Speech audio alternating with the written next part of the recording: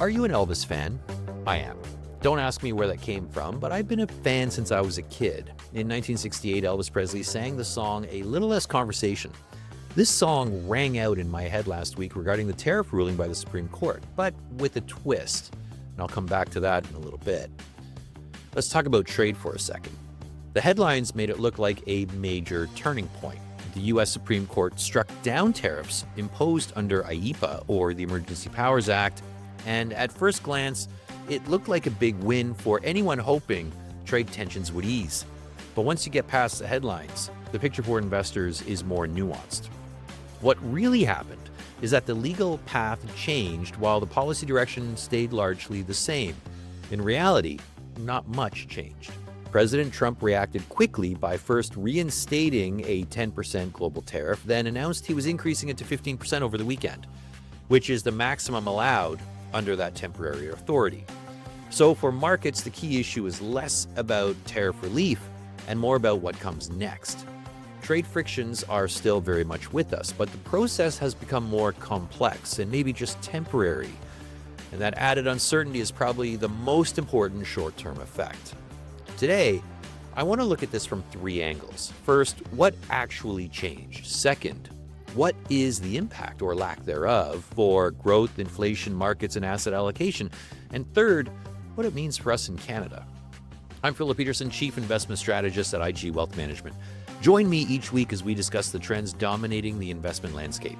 It's the week of February 23rd, so listen on as we navigate the living market.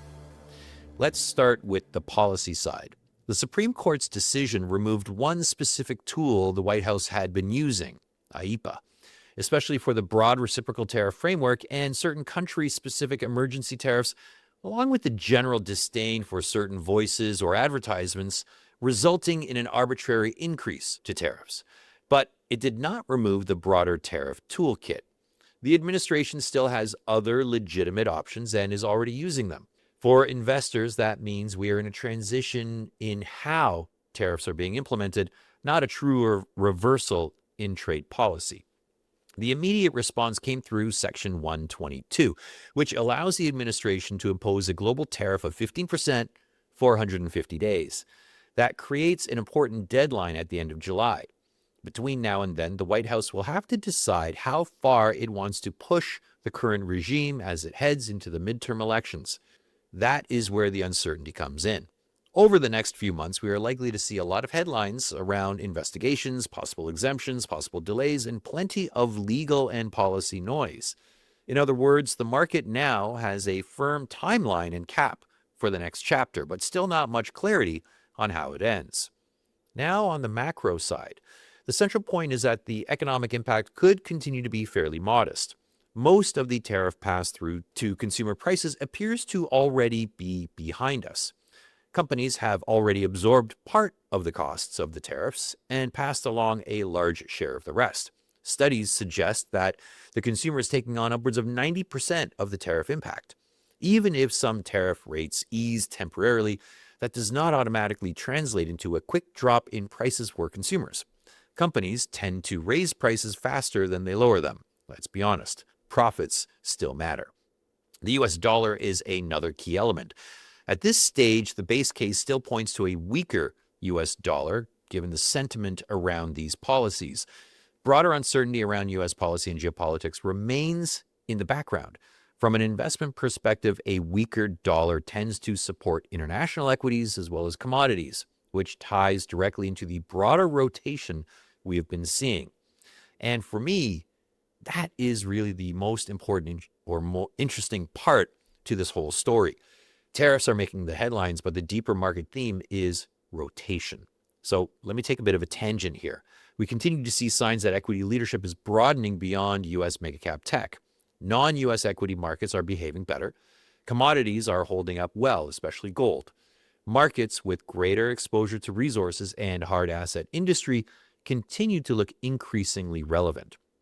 That shift may have less to do with tariffs themselves and more to do with how investors are reassessing business models in a world increasingly shaped by AI. The U.S. index has a very different composition from many international markets.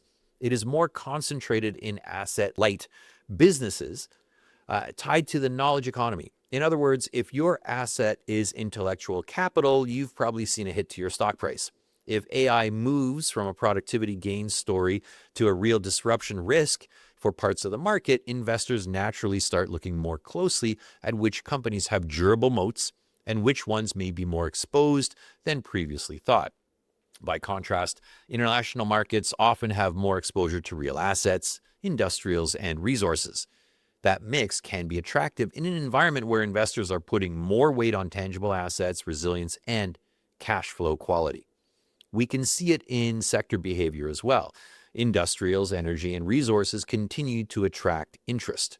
The market seems to be rewarding durability, defensiveness, and real economy exposure at the same time. Meanwhile, software companies and several financial businesses are being examined more critically, especially where the competitive moat is thinner than investors had assumed. That does not mean those businesses disappear. It simply means the market may be less willing to pay extreme multiples for business models that look more exposed to AI disruption. For Canada, there is also an important practical point here. Under the USMCA, numerous exports are protected against tariffs. That remains in place and should act as a short-term stabilizer under the current framework. This helps reduce the risk of a sudden shock to North American trade. And for Canadian portfolios, the message fits quite well with what we have already been discussing for a while. If the rotation toward commodities, industrials, and real assets continue, the composition of the Canadian market remains a real advantage. If the US dollar weakens, international diversification also continues to make sense. So in the end, the decision matters mainly because it adds a layer of legal and policy uncertainty over the next few months. It does not appear to materially change the macro destination. The most important investment signal remains the one we have been seeing in the market for some time now, namely broader leadership, stronger global participation, better real asset performance, and a market that is becoming more selective about where the real moats are. The next important checkpoint will be the end of July, when the temporary tariff authority expires. At that point, we should have a clearer view of what the administration can rebuild through more durable legal channels.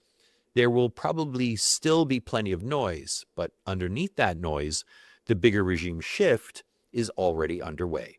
So let's circle back, and to paraphrase Elvis, here's a little less conversation and a little bit more action, and a lot more focus on resilience, cash flows, and tangible assets. That is the setup for 2026, at least for now.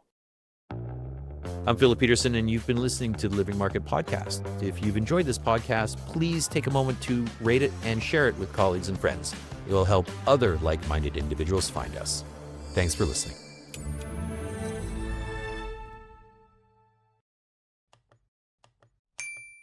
The content of this podcast, including facts, views, opinions, and recommendations, is not to be used or construed as investment advice and is not an offer or an invitation to buy or sell any security.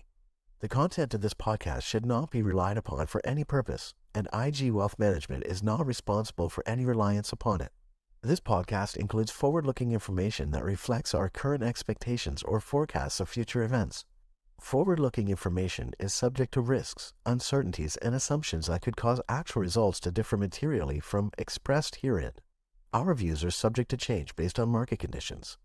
Commissions, fees, and expenses may be associated with mutual fund investments. Read the prospectus before investing. Mutual funds are not guaranteed, values change frequently, and past performance may not be repeated.